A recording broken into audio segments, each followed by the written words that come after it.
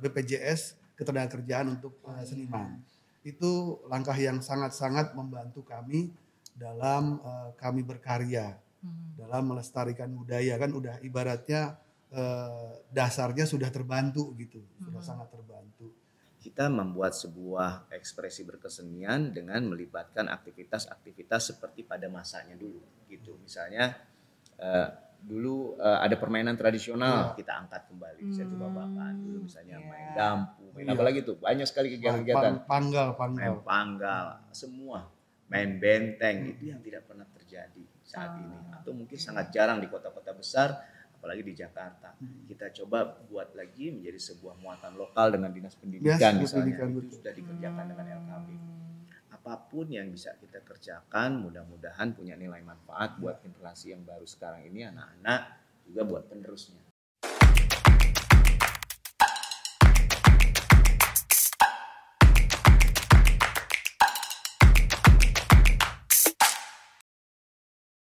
Hai, halo Sobat Budaya semuanya. Senang sekali saya Maudy Kusnaidi kembali dalam podcast budaya dari Dinas Kebudayaan Provinsi DKI Jakarta. Dan melalui podcast ini diharapkan dapat menjadi platform untuk mempromosikan dan meningkatkan apresiasi terhadap seni dan budaya, tentu saja khususnya di Provinsi DKI Jakarta. Kami mengucapkan terima kasih nih kepada semua rekan-rekan yang sudah mendukung terjadinya podcast budaya ini. Ada Ivan Gunawan Kosmetik yang sudah memakeupan saya. Cantik gak? Cantik ya? Harus cantik deh, maksa dikit gak apa-apa ya. Sama ada juga batik LMW, ini batik yang saya kenakan. Ini sudah ada unsur Betawinya, ada penari topeng di sini, cantik sekali, terima kasih.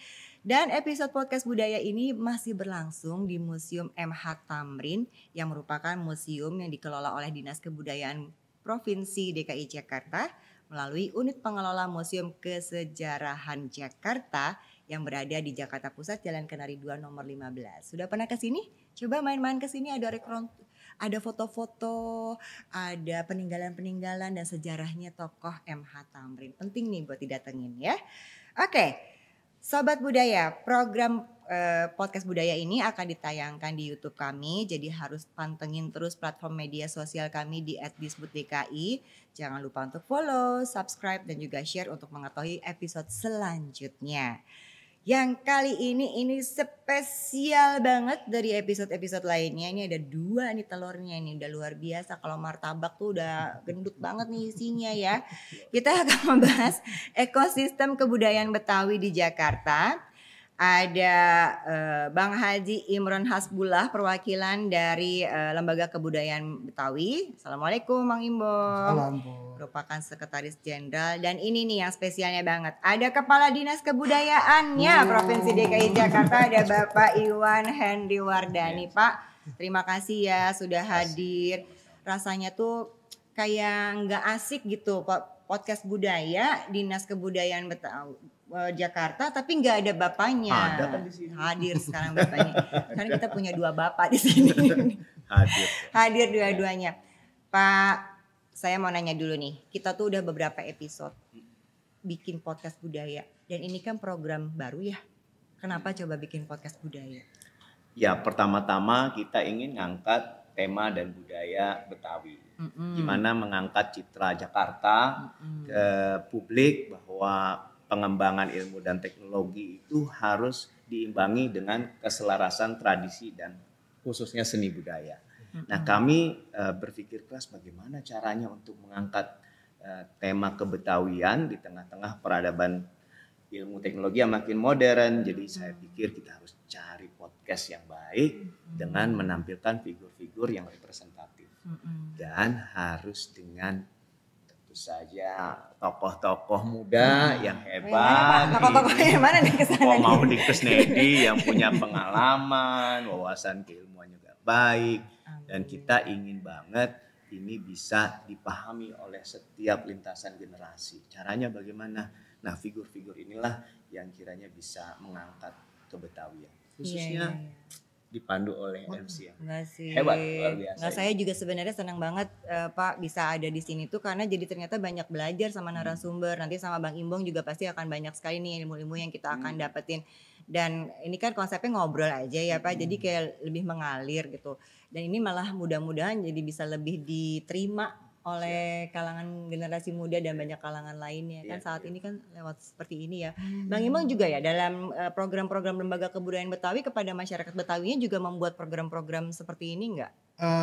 Pada dasarnya kami ini satu kesatuan dengan beliau nih.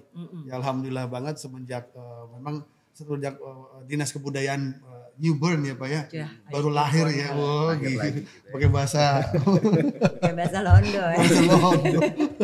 Padahal ada orang Londo sih. Jadi memang konsep kolaborasi ini sangat menarik sekali. Saya sangat beruntung dan terima kasih kepada beliau nih Dinas Kebudayaan yang sangat mensupport kebudayaan Betawi, apalagi dengan ada Undang-Undang Pemajuan Kebudayaan ya Pak ya, nomor 5 tahun 2017.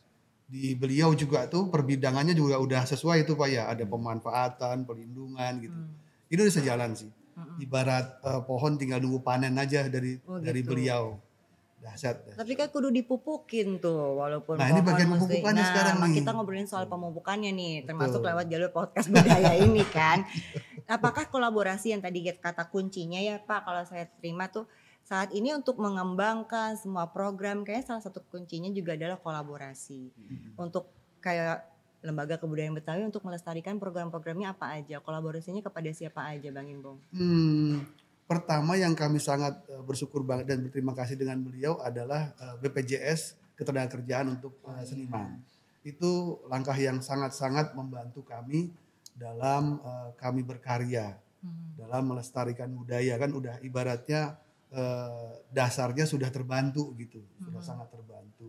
Tinggal kelanjutannya sudah sangat ini kok meriah kok Jakarta ini. Apalagi kemarin ASEAN Summit ya, Pak Kadis ya, itu dahsyat beliau, saya juga lihat begitu banyak dan orang berkesan. Baik, jadi salah satunya juga menyoroti soal kesejahteraan seniman Betawi. Seniman itu kan kalau kita mikir tuh, kalau saya kebetulan lagi ngurusin Gambang Kromong ya, musisi, penari, apa dan sebagainya. Tapi sebenarnya kalau nggak salah Pak Kadis juga tadi sempat menyebutkan memikirkan kesejahteraan dari seniman pelukis Betawi. Kenapa? Tiba-tiba kok bisa dapatnya sampai ke situ gitu? Ternyata dapat beberapa literatur. Pelukis-pelukis terkenal yang ada di Indonesia itu bekerja sama dengan pelukis-pelukis Betawi. Terutama bagaimana menyediakan bahan-bahan seperti kanvas, spandram dan lain-lain. Kemudian dari mereka itu ternyata juga ada pendidikannya. Dan pelukis-pelukis itu asli Betawi, salah satunya di daerah Kebon Jahe. Nah, di era tahun 1940-an, 50-an, 60-an, mereka itu banyak karya, itu yang sedang kami telusuri. Jadi memang Dinas Kebudayaan itu tidak hanya berpikir dari sisi seni pertunjukan, misalnya tari, tapi seni rupa misalnya juga menjadi satu bagian penting yang mesti kita eksplor lebih jauh. Terutama pelukis Betawi itu ternyata banyak yang punya nilai-nilai sejarah, cuma ya exposingnya belum. Kita coba lebih jauh. Menarik ya, ternyata punya perhatian khusus, karena mungkin orang-orang selalu kepikirannya karena yang kita lihat, itu yang dilihat tuh ya seni tarinya, pantunnya, silatnya gitu ya. Nah, dalam menyoroti kesejahteraan para seniman Betawi ini dalam berbagai seni, apakah ini juga menjadi salah satu penunjang dari mengingat nilai-nilai luhur Betawi, Bang Imbong? Kalau saya lebih melihat nilai-nilai itu ada di masyarakat, itu sudah tereksplor ya. Seniman-seniman ini lebih dia memberikan bunga-bunga warna. Tadi ada beberapa hasil-hasil yang memang masyarakat belum pada ngeh dan peduli gitu sih. Itu saya lihat. Jadi kalau kebudayaan Betawi dengan nilai-nilainya itu lebih terlihat di perilaku sehari-hari, bukan di senimannya. Seperti itu. Oke. Kepada upacaranya mungkin gitu ya, makanannya, kegiatan-kegiatan seperti itu ya. Nah terus Pak Kadis, kalau misalnya urusan kita ngomongin soal nilai luhur itu, dan di tengah era milenial yang saat ini, jadi Bapak juga udah ngomong, makanya ada podcast budaya gitu, karena untuk mengejar globalisasi. Ini kemana nih Pak koneksinya, ngomongin nilai luhur sama globalisasi tuh nyambung gak sih, gimana nih? Ya, bisa disambungkan dengan proses yang namanya satu, adaptasi, dua, fleksibilitas dalam kegiatan berkesenian. Nah, adaptasi itu kita harus bisa menyesuaikan terhadap perubahan yang ada. Ilmu teknologi itu kan pasti dia berjalan naik ke atas. Semakin kita kejar, dia pun juga pasti berjalan terus. Dia tidak akan pernah berhenti. Kalau kita diam, artinya kita udah mundur selangkah, ibaratnya kurang lebih seperti itu. Sehingga pengembangan ilmu teknologi di era-era globalisasi ini menjadi satu tantangan tersendiri di mana buat para seniman atau pekerja seni, pegiat seni yang betul-betul terkait sekali dengan tradisi, pakem dan batasan-batasan yang ada. Itu satu tantangan buat dinas kebudayaan. Satu sisi ada seniman yang menjaga tradisi, kemudian juga pakem-pakem. Di satu sisi kita harus mampu melakukan pengembangan, penyesuaian. Nah ini yang harus kita berikan pemahaman lebih, dalam lebih itu artinya ekstra kepada para pekerja seni yang memang memegang teguh itu. Ada beberapa jenis semacam gestur yang bisa kita lihat dari para pekerja seni itu. Tapi lama-kelamaan ya harus mampu juga yang namanya fleksibilitas itu. Nah, kembali kepada pekerja seni tadi, ya bagaimana cara mensejahterakan mereka, tapi juga diberikan tambahan pemahaman sekaligus kita berikan klasifikasi. Mana yang benar-benar ini tradisi, ini pakem-pakem harus dengan LKB, dan mana yang ini menjadi sebuah aktivitas yang modern menyesuaikan dengan perkembangan zaman. Kurang lebih itu. Iya tuh pasti juga dihadapi oleh LKB kali ya Bang Imbong ya. Gimana nih caranya masyarakat Betawi berinteraksi dengan era modern seperti ini, budaya-budaya modern yang harus kita beradaptasi tapi juga tidak meninggalkan identitas dasarnya, gimana nih? Sejauh mana boleh mengembangkan? Iya. Pada dasarnya kita sadar bahwa budaya itu dinamis ya. Setiap masa pasti ada penyesuaian. Kami sadar itu. Tapi yang tidak lepas dari kami adalah nilai-nilai tadi. Nilai-nilai tadi ini yang memang kita sampaikan kepada masyarakat, kepada orang banyak, bahwa nilai-nilai tadi toleransi, egaliter, sopan santun, hal-hal yang itu tetap kami punya, kami terjaga. Jadi boleh saja melakukan pengembangan, tapi juga nilai-nilai ini tidak boleh hilang. Itu yang kita jagain.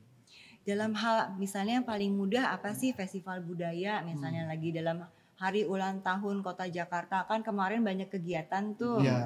Nah, kan pasti ada tuntutan-tuntutan, misalnya kalau mungkin dari Dinas Kebudayaan bekerja sama dengan platform-platform tertentu yang mengharuskan harus viral, harus tinggi, ratingnya gitu ya, penontonnya harus banyak gitu-gitu. Sementara kan dari kebudayaan Betawi juga berharapnya ya semoga tetap ada dalam jalurnya gitu. Ini gimana nih mensikapinya tuh Pak? Kita tentu saja harus komunikasi lebih intens dengan LKB supaya apa yang menjadi sebuah inovasi selaras dengan kebijakan-kebijakan yang dikeluarkan oleh Lembaga Kebudayaan Betawi.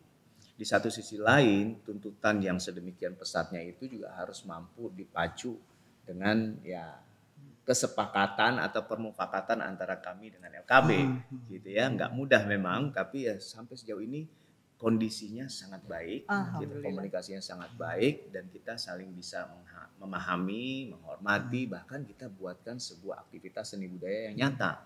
Misalnya kita membuat sebuah ekspresi berkesenian dengan melibatkan aktivitas-aktivitas seperti pada masanya dulu gitu. Misalnya dulu ada permainan tradisional, kita angkat kembali, saya coba bawakan dulu misalnya main dampu, main apa lagi tuh, banyak sekali kegiatan-kegiatan, main panggal, semua, main benteng, itu yang tidak pernah terjadi saat ini, atau mungkin sangat jarang di kota-kota besar, apalagi di Jakarta. Kita coba buat lagi menjadi sebuah muatan lokal dengan dinas pendidikan misalnya, itu sudah dikerjakan dengan LKB. Apapun yang bisa kita kerjakan, mudah-mudahan punya nilai manfaat buat generasi yang baru sekarang ini, anak-anak, juga buat penerusnya. Itu sih harapan kita semua. Dari Bang Imbong? Kalau saya sangat menikmati ibarat main bola nih, kita sudah satu tim nih. Asik ya. Ya sudah dinas kebudayaan sudah jadi back, nyiapin kiper. Saya dengan teman-teman LKB atau ormas-ormas yang lain dengan bermain dengan klaster masing-masing. Yang saya berbahagia saya amati sekarang seniman-seniman banyak seniman-seniman muda. Nah, saya lihat itu. Jadi saya bersyukur sekali ternyata anak-anak muda juga sangat concern terhadap tradisi gitu. Itu berarti keberhasilan kami lah, kita anggap Ya. kita ngeklaim gitu. Alhamdulillah keberhasilan bagus kami. banget. Iya, iya, iya. Sampai saat ini sangat Karena kalau dari saya ngelihatnya tuh generasi muda tuh bukannya semua menutup mata terhadap budaya, tapi kadang-kadang mereka juga nggak punya akses gitu loh Pak Iya. untuk belajar. Betul. Makanya dengan disediakan podcast budaya, banyaknya kegiatan-kegiatan yang di tempat umum yang mudah dicapai oleh mereka, mungkin ini juga sangat membantu. Iya. Salah satu yang saya dengar juga dari programnya Dinas Kebudayaan kemarin bikin pelatihan sosial media ya Pak. Oh iya, pelatihan sosial Nah media itu tentang apa coba bisa diceritain Nah, ya? pelatihan sosial media itu untuk diberikan kepada generasi muda yang aktif Mm-mm. dan punya rasa mengeksplor semua minat bakatnya di bidang seni budaya, tapi juga mampu ngimbangin teknologi yang ada. Mm-mm. Secara tidak langsung kita melatih mereka dari sisi kebijakan. Mm-mm. Mereka lebih bijak, lebih wise untuk menyampaikan sebuah pesan, kemudian juga ya bagaimana ya posisi mereka itu tidak sampai mendiskreditkan produk-produk tertentu misalnya atau bahkan pihak-pihak lain. Nah itu dijabarkan, diuraikan oleh bidang pengembangan di Dinas Kebudayaan kepada semua masyarakat, khususnya generasi muda yang pengen tahu lebih jauh tentang bagaimana memposting, mengajukan sebuah aktivitas transaksi e-commerce misalnya atau promosi dalam sosial media. Kok seru sih Pak ada kayak pikiran bikin seperti itu dibuka untuk umum kah memang atau diundang kepada komunitas generasi muda tertentu kah atau hanya untuk seni budaya aja atau binaan-binaan dari Dinas Kebudayaan aja gimana Pak? Nah ini menarik. Kemarin itu kami melakukan penselektifan. Mana yang kira-kira punya potensi lebih dulu. Akhirnya disebutkan beberapa sanggar yang punya nilai kompeten, kemudian juga punya nilai-nilai pengen maju gitu, bahwa ini potensi nih buat ngangkat Betawi atau bagaimana mengangkat mereka, terutama dari sisi harkat, martabat, perekonomian supaya lebih paham. Nah akhirnya kami tentukan beberapa. Ini sebuah trigger aja supaya mereka tuh terstimulasi untuk menyampaikan kepada jajaran yang lain, kawan-kawan, relasi, handai tolan semua. Saya rasa sih animonya sangat baik ternyata kemarin. Ini mesti disupport lebih banyak lagi mudah-mudahan. Tapi yang namanya trigger itu kan cuma sekali Pak. Kalau cuma on off tuh nanti nggak berkesinambungan loh. Betul. Jadi akan ada program-program lanjutan lagi untuk urusan ini Pak. Ini harus diteruskan. Saat ini kami ngusulin lagi sih di tahun 2024. Tapi yang paling penting itu bagaimana kita ngambil momentum yang pas. Misalnya kita mengangkat mereka itu atau bikin acara mereka itu pas banget ke jantungnya mereka gitu. Jangan sampai kita bikin acara begitu banyak tapi tidak mengena. Gitu. Nah kegiatan kemarin kelihatannya betul-betul mengena sih. Mengena kemudian kita bisa sprawl itu apa? Sprawl itu menyebar ya ke beberapa tempat. Ya ini baru permulaan yang baik.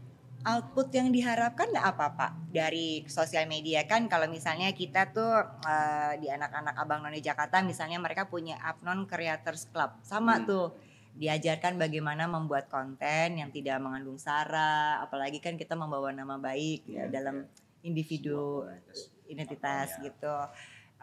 Outputnya adalah diharapkan bisa membuat konten-konten yang bisa mengangkat tema-tema tertentu. Nah kalau dari program pelatihan kemarin ada outputnya atau gimana Pak? Atau hanya sekedar seperti apa? Kita ingin banget outputnya itu benar-benar mengangkat mereka tadi.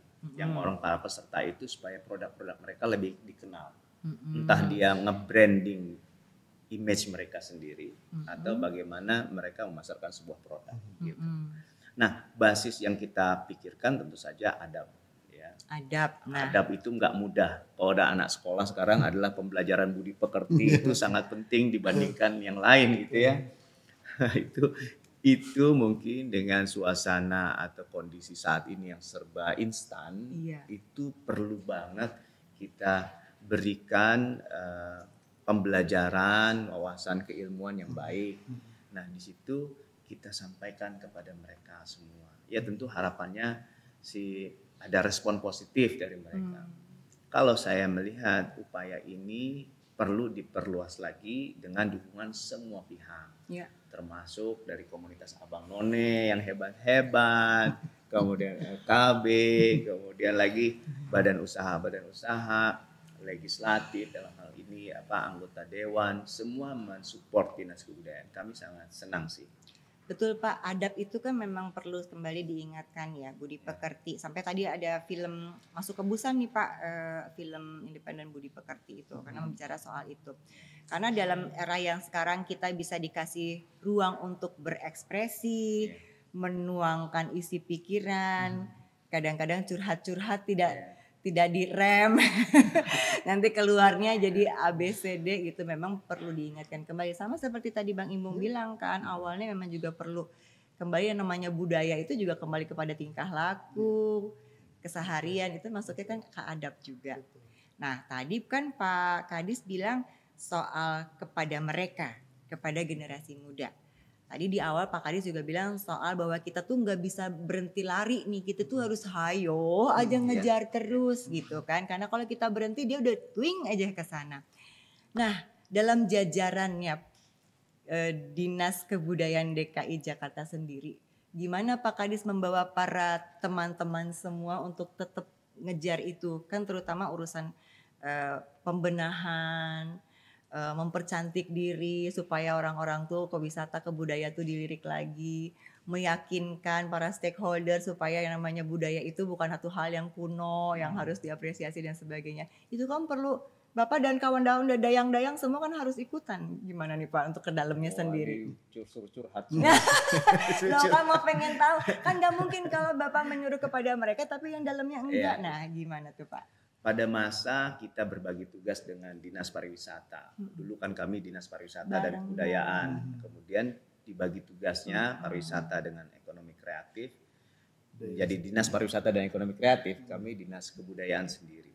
Mereka yang Dinas Parekraf lebih kepada sektor marketing, promosi, menambah devisa, nambah penghidupan. Kami yang posisinya menjaga kehidupan.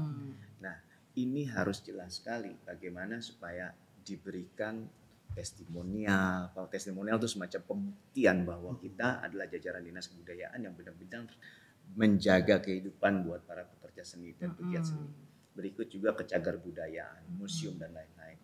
Nah masyarakatnya, terutama ASN di Dinas Kebudayaan harus diberikan pemahaman juga. Kami Januari 2020 kita berbagi tugas, qadarullah Maret COVID-19 ya. COVID-19 melanda kita, menambah, tadinya kita sudah confident banget kita mau jalan, kemudian di bulan Maret sampai dengan 2021 kita harus menjaga betul bagaimana supaya prosesnya bisa bekerja dengan baik, tapi juga mematuhi aturan-aturan kaidah dari pemerintah pusat atau dari pemerintah provinsi untuk pembatasan sosial berskala besar pada masa itu juga tantangan. Kemudian nambahin budaya organisasi. Budaya organisasinya harus kita bentuk sebuah karakter kekeluargaan yang baik. Namanya Dinas Kebudayaan adalah orang-orang yang berdiri di dalam sebuah komunitas gerbong kereta yang satu lurus dengan tujuan yang sama kan. Kita ada 13 gerbong lah. Satu dinas, kemudian ada sudin-sudinnya, ada 7 juga unit pengelolanya. Kita satu gerbong kereta yang baik dan izinkan saya sebagai masinisnya pada masa ini. Menuju sebuah tujuan yang sama, relnya sama. Suatu saat ada destinasi di tengah-tengah perjalanan yang tidak cocok silahkan keluar, yang baik-baik saja tapi selama perjalanan gerbong itu harus tertutup, harus dijaga, harus bekerja dengan baik. Masing-masing gerbong punya pimpinannya sendiri-sendiri, pimpinan gerbong.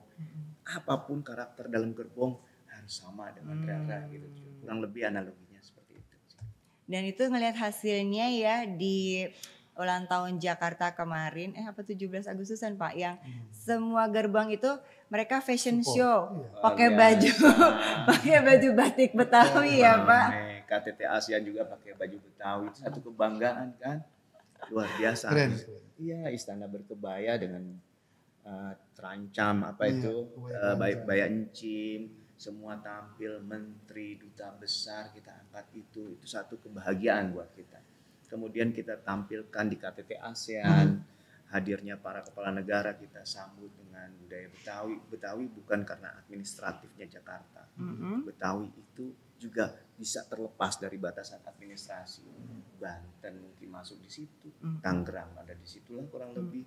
Mungkin Bogor juga sebagian ada Betawinya, Depok pun begitu. itu. Luas. Kita hormati semua batasan itu, jangan administrasi, sehingga kita bisa mengajak serta Provinsi Banten untuk sama-sama ngangkat budaya Betawi. Alhamdulillah semua baik lancar. Makanya itu kan kembali ke kolaborasi lagi. Amin. Itu seru tuh Bang. Jadi bikin semua Yuk, pakai bikin baju lagi. batik Betawi. Jadi bukan hanya yang di luar aja yang Ya. disarankan untuk pakai baju Betawi seperti ini, tapi yang Ya. dalam-dalam juga pada pakai gitu kan. Bang Imbang ada masukan nggak atau apa ada yang mau disampaikan? Enggak, kalau saya sih udah nggak masukkan lagi ya. Karena memang Udah nggak ada sering masukan tiap lagi ya. hari kita berinteraksi gitu. Bagi saya melihat satu perjuangan dengan beliau, dengan Dinas Kebudayaan pada saat pertama COVID. Beliau memberikan kebijakan seluruh karyawannya istilahnya waktu itu dipotong gaji atau apa? Patungan ngumpulin untuk ngasih sembako buat ngebantu para seniman. Itu saya melihat suatu etikat sangat baik dalam sebuah pergerakan gitu. Akhirnya kita juga kan, Mbak Modi juga, kita saling, dan itu hebatnya kita. Saya bukan merasa gimana ya, saya lihat itulah mungkin kenapa imunitas Jakarta termasuk tidak tergoncang dengan kejadian COVID kemarin. Itu sih, Pak. Ya. Nah, tapi kan alhamdulillah sudah berlalu. Ini sudah mulai terlihat kita perjuangan-perjuangan para bapak-bapak dan berbagai instansi lain sudah mulai. Sekarang programnya apa nih ke depan? Maksudnya oke, ada podcast budaya. Oke, kita sudah menjalin kolaborasi yang baik. Kemudian apa program-program yang bisa, mungkin nih para yang nonton di podcast ini kan kita juga akan memberikan kesempatan kepada mereka nih Pak Kadis, kalau misalnya ada saran, ada tema, apapun yang ingin dibahas di sini kan kita memberi kesempatan kepada mereka juga. Komunikasi apa yang pengen disampaikan ke mereka ke program-program selanjutnya untuk pengembangan seni budaya Betawi ini? Baik, kalau dari kami akan mengarah ke sekolah-sekolah. Nah, Kebetulan beliau juga sudah punya, kalau nggak salah kasih ya, kasih bidang. Jadi sudah ada rumahnya nih. Saya akan komunikasi dengan itu, jalur itu gitu. Kita akan arahin ke sekolah-sekolah. Sekolah-sekolah ngapain nih Bang Imbang? Pertama pengenalan budaya Betawi. Yang paling sebenarnya kan kalau bercandanya nih, banyak anak sekolah nggak tahu pahlawan Betawi siapa. Iya. Pahlawan Betawi kalau ditanya siapa, Pitung. Kan Iya betul, tapi cuma tahunya itu aja. Jadi mungkin kita kenalin lagi lebih banyak gitu. Misalkan Dalam kayak, bentuk apa Bang? Maksudnya masuk kurikulum atau bagaimana? bukan, tapi mungkin semacam kayak Betawi Day kali ya. Oh lucunya. Ya, jadi kayak saya akan buat storytelling di situ. Lalu pengenalan tentang baju abang, baju none gitu. Jangan ada yang salah juga nantinya gitu Iya ya. benar-benar. Jadi baju abang, baju none seperti ini gitu. Jadi kayak interaksi anak-anak lah. Tuh kalau lagi Anak ulang SD. tahun Jakarta anak-anak itu nggak suruh pakai baju itu, baju Betawi aja tuh kalau ke sekolah. Kayaknya pakai udah. Ini akan dibuat lagi Tuh, dengan kan adanya seru. undang-undang keusahaan Jakarta, kemudian undang-undang pengajuan kebudayaan Betawi juga sedang kita coba rapikan lagi lah terkait keperdaan. Mudah-mudahan ada kewajiban juga dari sisi sekolah ya, pendidikan untuk meningkatkan. Iya, paling nggak sosialisasi hari yang bahan-bahan spesial. kebetawian lah. Bener Pak. Dulu saya pernah ingat bekerja sama dengan Dewan Kesenian Jakarta berapa tahun yang lalu ya. Berapa tahun yang lalu? Puluhan tahun yang lalu sebenarnya. Tahun 94 atau 95. Kita datang ke sekolah-sekolah tuh Bang Imbang, Pak Kadis. Kemudian saya membawa tanjidor waktu itu. Diperkenalkan kepada anak-anak. Ada yang silat, pengasingan gitu-gitu. Terus kemudian mereka kepada beberapa sekolah yang berminat. Mereka lanjutkan programnya semacam ekstrakurikuler. Nanti di akhir semester mereka akan pentas di kayak acara pensi mereka gitu seperti itu.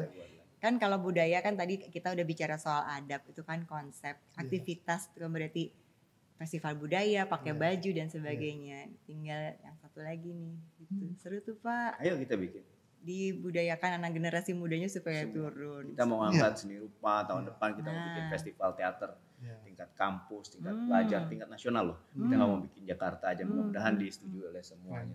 Tapi penyelenggaranya dari Jakarta. keren sekali. Apnon boleh ikut. Amin, amin. Oke, sebagai penutup nih dari Bang Imbang, apa yang mau disampaikan kepada teman-teman semuanya, sobat-sobat budaya? Budaya itu dinamis ya. Kami tetap hanya menjaga nilai-nilai dan menjaga eksistensi budaya itu sendiri. Jadi budaya Jakarta ini milik bersama, kita sama-sama. Bicara Betawi itu adalah Nusantara. Iya. Jadi Betawi itu milik bersama. Ya, jadi tidak mengeksklusifkan diri ya, harus berpluralisasi bersama kemana-kemananya semua. Tadi Bapak udah bilang sampai ke Banten, sampai ke Tangerang, kemana gitu. Siap Bang Imbong, nanti kita akan ngobrol panjang lebar lagi. Pak Kadis silahkan, gimana program kedepannya? Program ke depan buat Dinas Kebudayaan, dia adalah sebuah entitas atau SKPD yang tidak bisa jalan sendiri.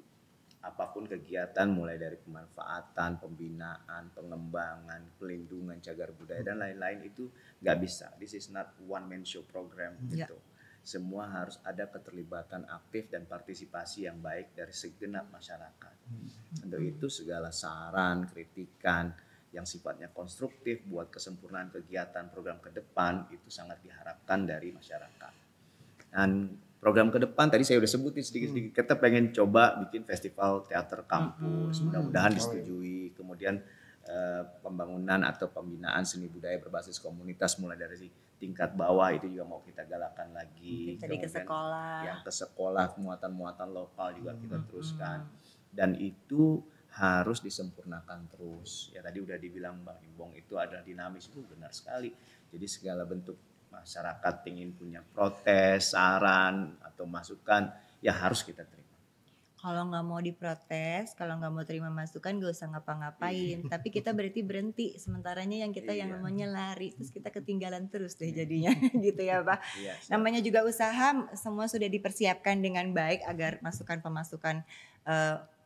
dan saran itu bisa memperbaiki sifatnya konstruktif supaya bisa mengembangkan kebudayaan, terutama di Provinsi DKI Jakarta. Bang Imbong terima kasih, salam buat para bapak-bapak, empok-empok, encang-encing semua di Lembaga Kebudayaan Betawi. Pak Kadis makasih waktunya menyempatkan di mampir. Saya hebat apanya sih Pak? Fenomenal. Wih fenomenal, Bapak saya viral, nggak ada bapaknya saya Bapak. Senang banget Bapak hadir di sini karena ini podcastnya kan punya Bapak, masa Bapaknya nggak datang nggak ngobrol? Iya makanya senang punya waktu untuk ngobrol. Makasih udah diundang orang dia yang punya programnya, mengundang diri sendiri. Nanti kita ngobrol lagi ya Pak, kalau memang ada program-program tertentu yang khusus kita akan bahas di sini. Juga mungkin bisa lebih berinteraksi dengan para sobat-sobat budaya di sana. Mungkin kita bisa bikin kuis, bikin games ya, atau mungkin kita undang juga sobat budayanya di sini ngobrol sama Pak Kadis ya kan, biar seru ya. Yang penting kita niat baiknya adalah sustainability, bisa berkelanjutan supaya nanti bisa mendapatkan respon yang termaksimal mungkin. Terima kasih semua sobat